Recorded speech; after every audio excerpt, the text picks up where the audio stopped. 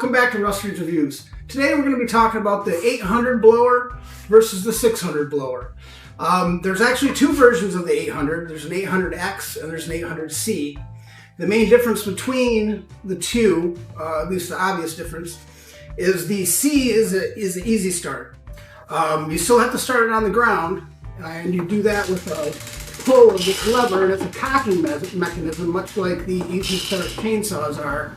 And then as you pull it, the compression rolls over. It still initially has to be started on the ground like you would normally with a backpack starter like this one here on the 600. The 800X has the starter on the back like this one. So this is just a convenient feature for the 800C.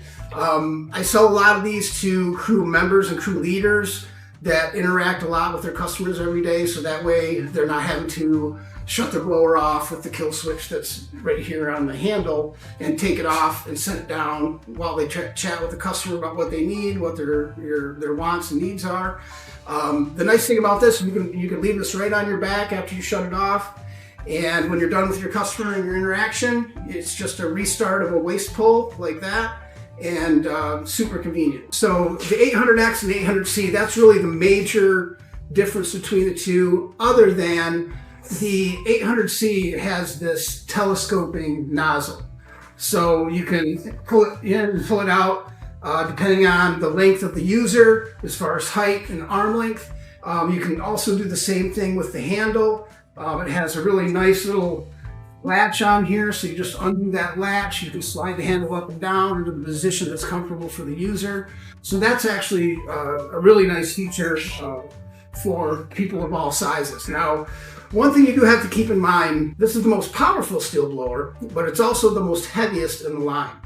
So keep that in mind. That's another reason why you'll see that this one, 800C, is also one of the only ones that have the chest strap here across the arm harnesses or shoulder harnesses. And it also is the only one that has a hip belt as well.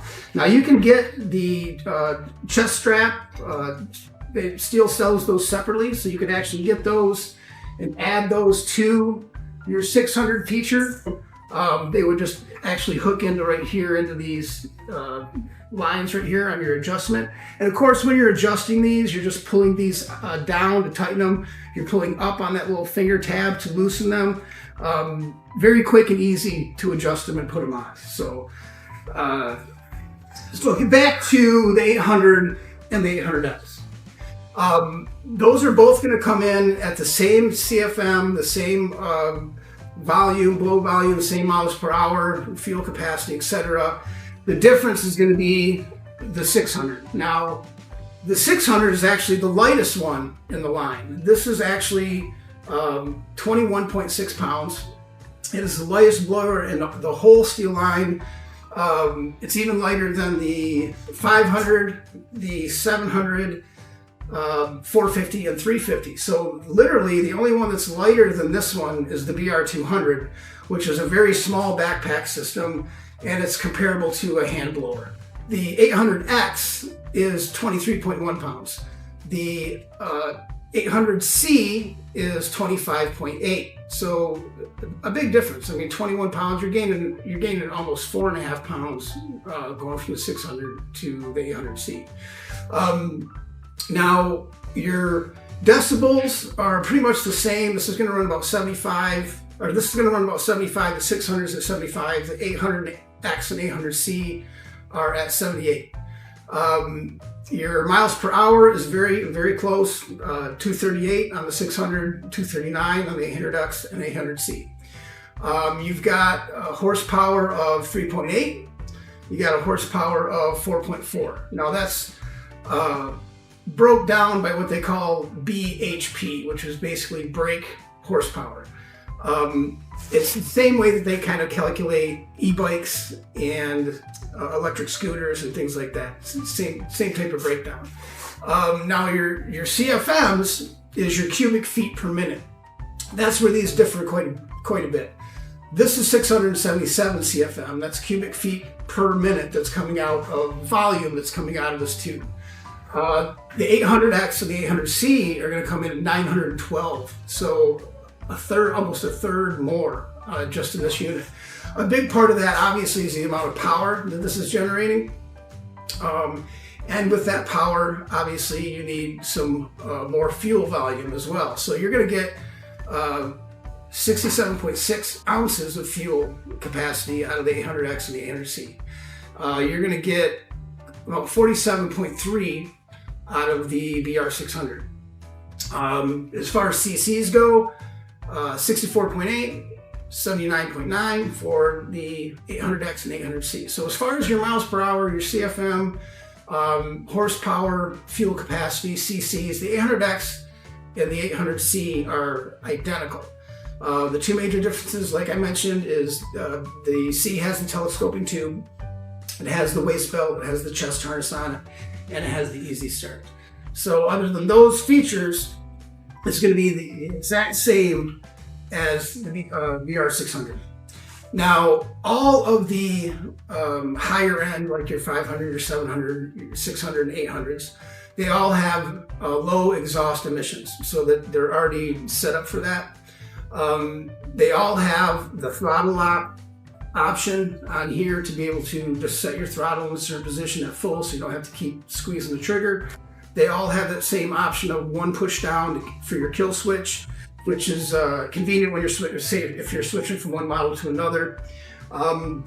They're all going to have that primer bulb in front of them, and with all blowers, regardless of whether that primer bulb looks full or not, you want to make sure you're priming that 5 to 6 times, and you're starting that on full choke. So you're going to pull that until it starts. As soon as it starts, you're going to hit the trigger. That'll automatically take the choke off once you hit that trigger. We'll go ahead and go through the starting procedure at the end of the video so you guys can see how that works as well. Price, which is everybody's interest. $549 for the 600, $649 for the 800X, $699 for the 800C. Now again, when you purchase these from your Stihl dealer, you're going to get a 2-year warranty on anything that has an engine. If you buy a 6-pack of the Stihl mix, and the least expensive 6-pack of mix is the 1-gallon bottles, the 6-pack of the 1-gallon bottles, $17.99. If you do that at the time you purchase your unit, they'll automatically double it to 4 years for you. So it's kind of a no-brainer. You're going to use the mix anyway. You can use it with all of your Stihl products that you have that are 50-to-1. It's kind of nice. Now, obviously, because these decibels are at 75, you want to make sure you have PPE, personal protection equipment. Obviously, I recommend hearing protection because of the level of decibels. Eye protection is always important, and of course, when you're outside, gloves are important too. Another nice feature about these, everybody knows that blowers, you see your lawn crews and your municipalities out in spring, in summer, and fall utilizing these backpack blowers. What a lot of people don't realize is they actually have a winter mode on them as well. So you can actually use these to blow snow off your car. If you've got up to a 2.5 to 3 inch really light powder dusting of snow, these will wipe that right off your driveway for you. Now, of course, it's going to get a little bit more tricky when you have some heavier, wet, sticky snow. These aren't going to do the best job in something like that unless it's just a very minute amount of the wet slushiness. But to show you guys a little trick, this is how you find out and switch it over from summer to winter. So, and if this takes too long, I'll time lapse this for you forward. But, so basically what we're doing is we're going to expose the air cleaner on this unit, and we're going to take the air filter off. And what you're going to find behind that air filter is a little toggle switch. And it has engraved in the plastic a little snowflake and a little sun. So right here, you'll see that open hole. Now, you'll see, obviously I move this a little bit closer to you, but you'll actually see a little engraving of a sunshine right here. And then over here, you'll see a little engraving of a snowflake. Now, so obviously that is your summer position, that is your winter position. As you can see, I've already moved that to the winter position. You can tell that because the carburetor hole is exposed. So what that basically does is it just allows warm air from the carburetor to keep the carburetor from freezing, and it circulates that warm air in that whole little section of closed off space behind the air filter cover. So basically what that's doing is it's making sure that your carburetor doesn't freeze up. Anytime you're operating these blowers under 40 degrees weather, you want to make sure to move that shutter over to winter. And then obviously you want to make sure you're switching it back to summer once you start operating it above 40 degree weather. Again, it's going to save your carburetor, it's going to save your engine, and make sure that your blower is going to last as long as you need it to. So that's basically the winter and the summer situation on these. All of these blowers have that option in them behind that air filter pocket. So again, a lot of people, they run their blower in summer mode, and then they utilize that same blower in winter in summer mode, and it ends up torching the engine. So a lot of these ends up getting thrown away because the cost of a new engine is almost the same price as a new blower. Another nice thing about these blowers too is your yearly maintenance is really convenient. This is something the homeowner can do at home. So like your spark plug on your 800C and your 800X is right behind this little plate right here. So you're just taking that little toe screw off. Your air filter is right here as well, just like this one on the 600. And then your fuel filter is connected right to a hose down there. Now the fuel filter can be a little bit trickier to get to. You can use a scrunch like that to get a hold of the fuel line and pull it over.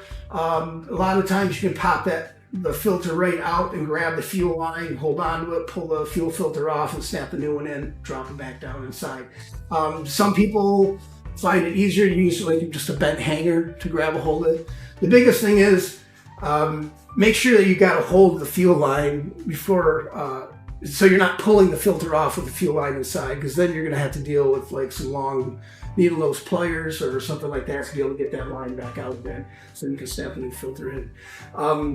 And the one thing I forgot to mention about that winter shutter, you can use one of these torque bits. So you just basically loosen that torque bit, swing the shutter and close off that carburetor for summer, and tighten that back down. And then the same opposite in wintertime, you just loosen that torque screw up, slide it back over to where that carburetor is open and it's in the snowflake position, tighten that shutter back down, and you're good to go.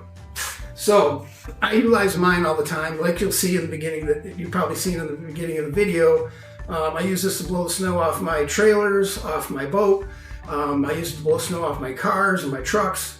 I use it in my driveways and my sidewalks. I use it on my deck, which is super convenient because my deck still has some nails in it.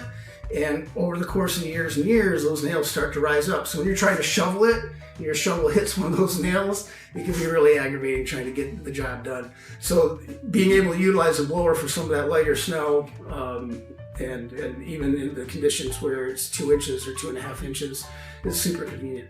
So I hope this helped you guys out. I mean, a lot of the people didn't know about the winter shutter on these blowers. It's a fantastic way to be able to utilize these tools all year long and really get your money out of them. So I hope you guys enjoyed the review today. Please like, share, and comment if you can. We would love to hear your feedback. So if there's any other products that you guys would like to see, please comment, let us know. It doesn't necessarily have to be a Stihl product, but I have access to Stihl products, so that's the reason why. Plus I sell them and I use them in my everyday life. So that's just one major reason why I tend to lean towards Stihl reviews. But you'll actually, in the upcoming months, you'll actually see a couple reviews. We went up north and we took down some red pines for my good buddy Scott. His company that he works for, Finest Life Construction. They work all over the state.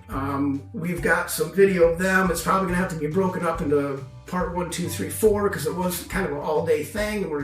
It takes a lot of editing to get it done. But just for example, it doesn't necessarily have to be Stihl stuff. We just enjoy being able to show you guys some shortcuts and show you guys some products that we think might benefit you in your everyday life. I know that these benefit me and mine. And that's what the reviews are all about. So again, Thanks for tuning in. I hope we'll see you again on the next video. Please like and share. And thanks again, everybody, for tuning in to Rusty's Reviews.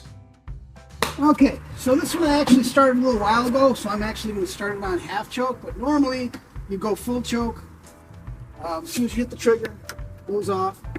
To shut it off, one push down on the lever on the handle. So we'll go to half choke. We're still going to prime it 5 times, regardless whether it looks full or not. And that's a little step for your foot there to hold on to it.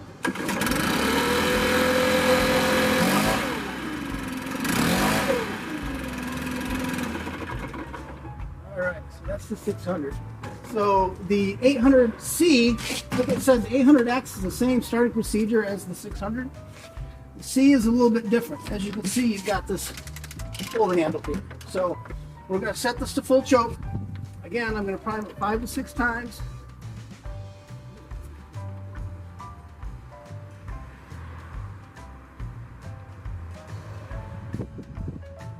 So as you'll see, as I'm pulling on this, it starts to get stiffer and stiffer.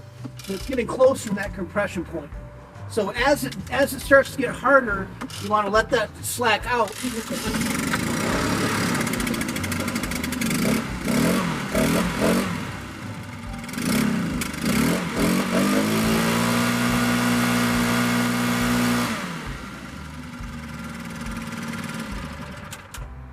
All right, so it's always a good idea to let your engine warm up a good 10, 15, 20 seconds before you take it all the way up to full throttle.